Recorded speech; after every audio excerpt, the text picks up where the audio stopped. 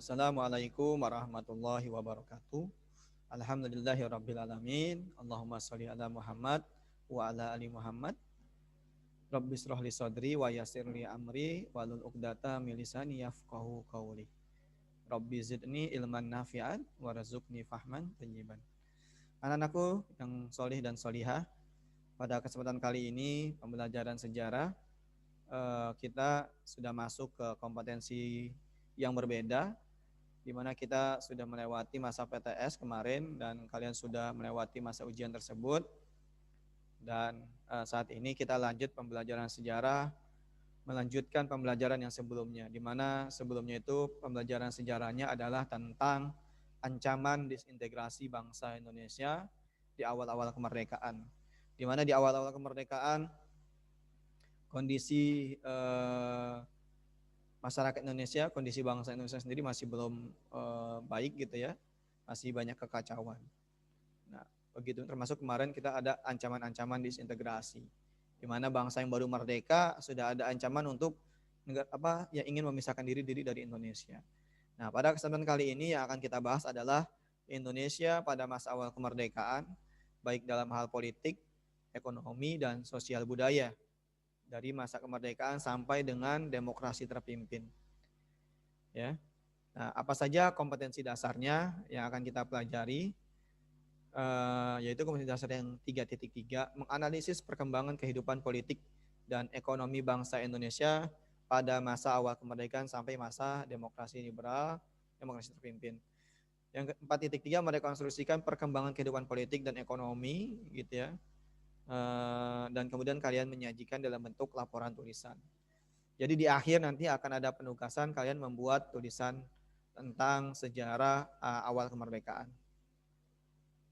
Nah, kalian dianggap lulus kompetensi ini kalau kalian bisa menjelaskan perkembangan kehidupan politiknya, baik dalam hal ekonomi, sosial, budaya, dari awal kemerdekaan sampai dengan demokrasi liberal dan terpimpin. Mengklasifikasikan informasi-informasi tentang perkembangan kehidupan politik, dianalisis dan kemudian kalian rekonstruksi dalam bentuk tulisan. Itu indikatornya. Kemudian apa saja yang dibahas pada materi ini, pada bab ini, yaitu ada 4 pembahasan. Ada perkembangan pada masa awal kemerdekaan, perkembangan pada masa demokrasi liberal, perkembangan pada masa demokrasi terpimpin, gitu ya. Di mana kita akan melihat, mengamati tentang kehidupan politik, ekonomi, dan sosial budayanya. Satu pembahasan lagi adalah tentang perjuangan pembebasan Irian Barat. Nah, itu 4 pembahasan. Nah, pada kesempatan kali ini, dalam video yang kalian saksikan pada kesempatan kali ini, kita membahas tentang perkembangan pada masa awal kemerdekaan. Nah, perkembangan pada masa awal kemerdekaan yang tadi Bapak sudah sebutkan, kita akan mengamati dalam hal politik, ekonomi, dan sosial budaya. Ya, jadi memang di awal kemerdekaan, di mana pada saat Indonesia baru merdeka dan Indonesia masih sebagai sebuah negara baru yang tentunya akan menentukan arah barunya sendiri dalam kehidupan berbangsa dan bernegara. Nah, sistem pemerintahannya pun masih belum sempurna, jadi masih mencari-cari format ideal pemerintahan yang akan digunakan dalam negara Indonesia. Gitu. Nah, maka dari itu para tokoh bangsa kita, para founding father kita melakukan berbagai macam pertemuan, rapat dalam bentuk sidang, yaitu sidang PPKI. Yang perlu diketahui juga bahwa sidang PPKI ini adalah kelanjutan dari yang sebelumnya, dari sidang BPUPKI dan sidang PPKI sebelum Indonesia merdeka. Jadi kan memang ada upaya-upaya untuk menyiapkan kemerdekaan, dimulai dari BPUPKI. Dari BPUPKI ada usulan rapat, sidang, ada usulan dasar negara dan merumuskan konstitusi. Akhirnya kemudian dibentuk namanya PPKI, Panitia Persiapan Kemerdekaan. Nah, di tengah sidang-sidang tersebut yang berakhir sampai dengan bulan Juli, ternyata ada situasi kondisional internasional yang menguntungkan bagi masyarakat Indonesia, yaitu kekalahan Jepang dari Sekutu. Nah, dari situ dimanfaatkan oleh para pemuda mendesak pada Soekarno pada waktu itu dan Bung Hatta untuk segera memproklamasikan. Jadi di sela-sela sidang tersebut ada keuntungan tersendiri, akhirnya dimanfaatkan untuk kemerdekaan. Nah, setelah Indonesia merdeka 17 Agustus 1945, maka dilanjutkan sidang PPKI-nya yang pada tanggal 18 Agustusnya. Di tanggal 18 Agustus inilah ditetapkan beberapa keputusan penting. Yang pertama adalah menetapkan dan mengesahkan Undang-Undang Dasar 1945 yang di dalamnya termasuk juga adalah terkait dengan Pancasila, ya, gitu. Yang sebagaimana sudah ditetapkan dalam sebagai ada di Piagam Jakarta, yang itu menjadi pembukaan dari Undang-Undang Dasar 1945.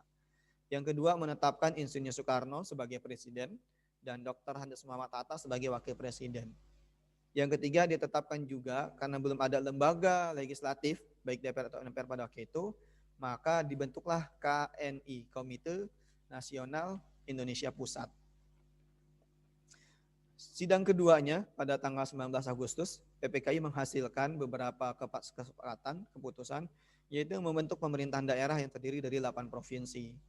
Jadi masih sedikit 8 provinsinya, ya, pulau-pulau besar masih menjadi satu wilayah, misalkan Sumatera, Kalimantan, dan Sulawesi itu satu provinsi. Ya, kemudian Jawa terbagi menjadi Jawa Barat, Jawa Tengah, dan Jawa Timur. Ya, 6. Ditambah lagi apa? Ditambah lagi Sunda Kecil dan Maluku. Sunda Kecil itu adalah wilayah Bali, Nusa Tenggara. Ya, itu wilayah provinsi kita di awal kemerdekaan. Kalau sekarang sudah 34 provinsi. Keputusan yang kedua adalah membentuk 12 kementerian dan 4 menteri negara. Ya, ada menteri keuangan, dalam negeri, luar negeri, kehakiman, pendidikan, dan lain-lainnya.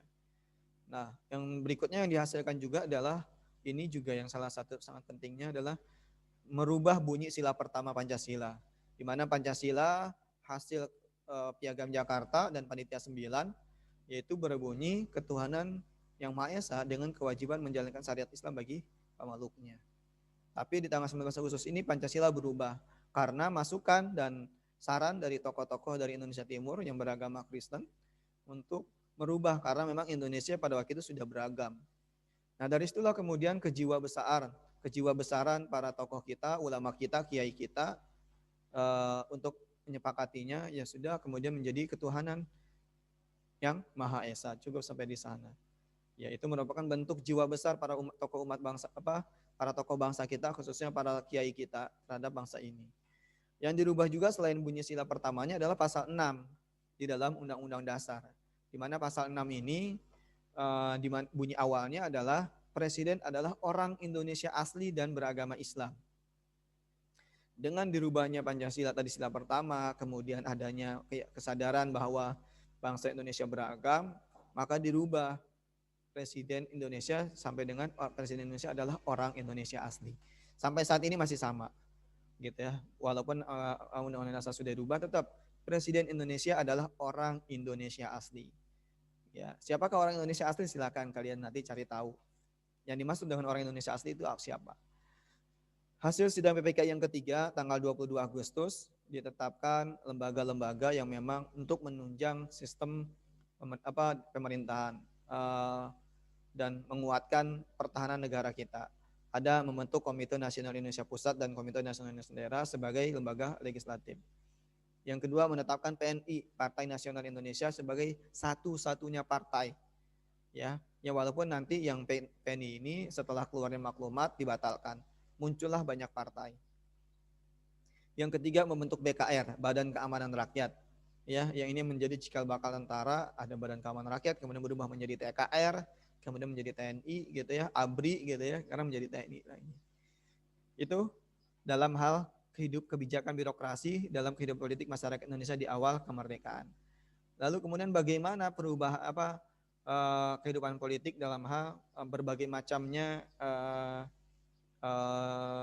lembaga ideologi gitu ya. Nah, terkait dengan berbagai macam ideologi yang ada, ini ada perubahan otoritas KNIP yang menjadi legislatif dan lembaga kepresidenan. Dan adanya maklumat pemerintah, maklumat Wakil Presiden nomor 10 tanggal 16 Oktober di mana KNIP menjadi lembaga legislatif. Yang kedua, maklumat pemerintah tanggal 3 November yang berisi mengenai pembentukan partai-partai politik di Indonesia. Di mana saat itulah kemudian PNI sebagai partai satu-satunya di Indonesia, bukan hanya PNI saja, tapi berbagai macam partai politik berdiri dengan latar belakang ataupun asas uh, ideologi partainya. Ada yang berasas agama seperti Masyumi, Partai Kristen Indonesia, Partai Katolik Republik Indonesia, itu yang berlatar belakang agama. Yang berlatar belakang ideologi kayak ini adalah misalkan Partai Komunis Indonesia, Partai Sosialis, Partai Rakyat Sosialis, Partai Marhen gitu ya, Rakyat Marhen. Itu muncul partai-partai politik. Nah, yang ketiga maklumat pemerintah tanggal 14 November 1945 di mana merubah sistem pemerintahan Indonesia dari sistem presidensial ke sistem demokrasi parlementer. Ya, di mana ketika awal merdeka Soekarno dan Hatta sebagai presiden dan wakil presiden, namun kemudian akhirnya itu sebagai sistem presidensial berubah dalam waktu yang sangat singkat di bulan Novembernya menjadi demokrasi parlementer. Dari situlah kemudian muncul perdana menteri yang dari berbagai macam partai, sehingga kemudian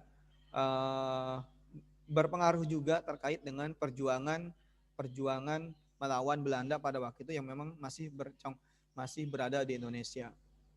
Nah, adanya perbedaan ideologi dan strategi para politisi menghadapi Belanda. Jadi karena memang latar belakang politiknya, latar belakang ideologi, latar belakang agama, terjadilah benturan-benturan atau konflik di antara kelompok-kelompok politik tertentu dalam hal menghadapi Belanda. Ada yang memilih jalan perundingan, ada yang memilih jalan perang, perlawanan senjata seperti yang dilakukan oleh para tentara kita yang waktu itu dipimpin oleh Panglima Besar Jenderal Sudirman yang lebih memilih perlawanan senjata daripada melakukan perundingan. Itu dalam hal perkembangan kehidupan politik masyarakat Indonesia di awal kemerdekaan. Bagaimana kehidupan ekonominya? Nah, politik dan ekonomi ini sangat terkait. Jadi sampai saat ini pun ketika politik masih belum baik, maka ekonomi pun masih akan kelihatan tidak baik juga gitu ya, masih kacau. Nah, ini yang terjadi di Indonesia di awal kemerdekaan. Sistem politik yang masih dalam pencarian, sistem pemerintah yang masih dalam pencarian berpengaruh dalam hal kekacauan ekonomi. Belum punya pola dan cara untuk mengatur ekonomi, kondisi keamanan yang tidak stabil, dan Belanda yang tidak mau mengakui kemerdekaan RI. Jadi Indonesia sudah merdeka, tapi Belanda nggak mau mengakui, dan Belanda masih ingin berkuasa di Indonesia.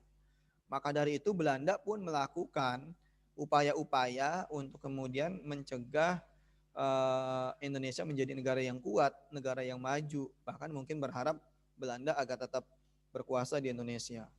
Ya, mereka memblokade ekonomi, ya, memblokade ekonomi. Faktor lainnya penyebab kekacauan adalah adanya inflasi yang sangat tinggi. Karena memang adanya mata uang yang beragam pada waktu itu. Kekosongan kas negara dan mewarisi sistem ekonomi Jepang. Nah, kondisi ekonomi yang tidak baik ini, yang kacau ini, maka dilakukan upaya-upaya untuk memperbaikinya. Gitu. Apa saja yang dilakukan misalnya, jadi di awal itu pada awal kemerdekaan di negara kita Indonesia ada 3 mata uang. Ada mata uang di Javas Bank yang dikeluarkan oleh di Javas Bank, kemudian mata uang pemerintah Hindia Belanda, ya golden ini apa? Ada juga mata uang yang dikeluarkan oleh sistem warisan Jepang ini. Jadi 3 mata uang, di Javas Bank, mata uang pemerintah kolonial Belanda, dan mata uang Jepang. Nah, apa yang dilakukan untuk kemudian mengatasi ekonomi? Yang pertama adalah pemerintah kita mengeluarkan namanya mata uang ORI, yaitu Uang Republik Indonesia. Uang Republik Indonesia inilah yang dicetak pada bulan Oktober 1946, diterbitkan untuk menggantikan mata uang rupiah Jepang. Mata uang rupiah Jepang diganti, yang nilainya pun ternyata berubah juga karena memang mata uang rupiah Jepang mengalami inflasi, di mana 1 rupiah ori itu ditukar menjadi senilai dengan 1.000 rupiah Jepang. Jadi 1.000 rupiah menjadi 1 rupiah. Yang dilakukan kedua adalah melakukan pinjaman nasional. Jadi untuk mengatasi kesulitan ekonomi, kas kosong gitu ya, maka pemerintah kita pada waktu itu atas persetujuan Menteri Keuangan melakukan pinjaman selama 40 tahun ya. Pemerintah memperkirakan uang yang akan terkumpul mencapai 1 miliar rupiah ya, 1 miliar rupiah untuk sebagai pinjaman. Baru pada tahun pertama saja uang yang terkumpul sudah mencapai 500 juta rupiah. Ya, dengan demikian sukses yang dicapai pemerintah melalui pinjaman nasional merupakan kemenangan Indonesia. Jadi masyarakat Indonesia itu bergotong royong mengumpulkan. Nah, di tahun pertama ternyata pinjaman nasional itu terkumpul 500 juta rupiah. Yang kedua, melakukan nasionalisasi. The Javas Bank menjadi Bank Indonesia. Nah, inilah kemudian yang menjadi cikal bakal adanya BNI gitu ya, BNI 1946 itu memang merupakan hasil dari nasionalisasi. Upaya yang dilakukan lainnya ada namanya konferensi ekonomi. Pada bulan Februari 1946 ada konferensi ekonomi. Ada namanya Kasimo Plan, rencana 5 tahun Kasimo. Itu terkait dengan masalah ekonomi. Yang berikutnya adalah dalam bagaimana kondisi masyarakat Indonesia dalam segi kehidupan sosial budayanya. Nah, dalam sosial budayanya kita ketahui di masa sebelum merdeka bangsa Indonesia dijajah oleh Belanda dan Jepang terjadi diskriminasi ras, di mana ada beberapa kelompok sosial, ada kelompok golongan sosial, ada golongan satu diberikan ada orang-orang Belanda dan orang Eropa, golongan dua orang-orang Asia Timur, golongan tiga masyarakat pribumi. Nah, pada masa Jepang itu berubah statusnya. Orang Jepang itu golongan satu, golongan dua itu masyarakat pribumi, golongan tiga itu masyarakat Eropa, Belanda ataupun Timur Asing, ya termasuk Cina. Ini naik kelas lah di dalam masa Jepang ini. Nah, ketika Indonesia merdeka, ini status sosialnya sebagian mungkin masih ada sekarang, ada orang-orang di dan lainnya. Tapi secara umum tidak ada lagi penggolongan tiga kelompok itu. Nah, berikutnya adalah dalam hal kehidupan sosial budaya lainnya, dalam hal misalkan berbahasa. Nah, bahasa Indonesia sebagai bahasa persatuan meningkat pesat gitu ya. Dimana kita ketahui mungkin kalau dari 8 provinsi itu berbagai macam bahasanya. Sumatera saja berbagai macam bahasanya. Dari bahasa Padang, bahasa Batak, kita Melayu dan lain-lainnya. Di Jawa juga sama. Nah, tapi pada waktu itu ketika Indonesia merdeka, bahasa kita, bahasa persatuan kita, bahasa Indonesia semakin berkembang pesat. Begitu juga dalam hal sastra, misalkan muncul Angkatan 45, musik-musik juga yang ada temanya adalah nasionalisme, semangat perjuangan, menanamkan semangat kebangsaan, gitu. Itu dalam hal sastra dan seni musik, itu, ya. Nah, ini kita lihat bagaimana dalam hal kehidupan seni, ya, ekonomi, ada yang berjualan. Ini kondisi masyarakat sosial budaya masyarakat Indonesia di awal kemerdekaan. Yang salah satu juga termasuk pendidikan ya. Pendidikan juga berpengaruh bagaimana kehidupan pendidikan di masa kemerdekaan, di mana menteri pertamanya adalah Ki Hajar Dewantara. Ya, itu saja untuk materi kita hari ini terkait dengan Indonesia di awal kemerdekaan. Nah, sebelum ditutup ada satu pesan dari Bapak ingin mengingatkan kembali salah satu pesan dari presiden pertama kita Bung Karno, yaitu jas merah. Jangan sekali-sekali meninggalkan sejarah. Karena dari sejarah lah kita belajar untuk hal-hal buruk yang terjadi pada masa lampau supaya tidak terjadi lagi. Ya, sebagaimana juga disampaikan oleh Umar bin Khattab radhiyallahu an, supaya umat Islam tidak juga meninggalkan sejarah keemasan umat Islam. Kalau kita sudah meninggalkan sejarah, maka kita akan kehilangan jati diri kita sebagai umat Islam, gitu ya, sehingga kemudian gampang sekali dibodohi oleh orang-orang yang memusuhi Islam. Itu saja anak-anakku semua, tetap semangat, belajar sejarah, mempelajari hal-hal penting, kemudian mempelajari, menganalisis juga kenapa hal itu tersebut terjadi, dan jangan sampai terjadi yang sama pada kesempatan kali ini juga di kehidupan ke depannya lagi. Itu saja. Lebih kurang mohon maaf, kita tutup saja pertemuan kita dengan baca hamdalah. Alhamdulillahirrahmanirrahim, dan doa kafaratul majelis. Subhanakallahumma bihamdika asyhadu an la ilaha illa anta astaghfiruka wa atubu ilaik. Assalamualaikum warahmatullahi wabarakatuh.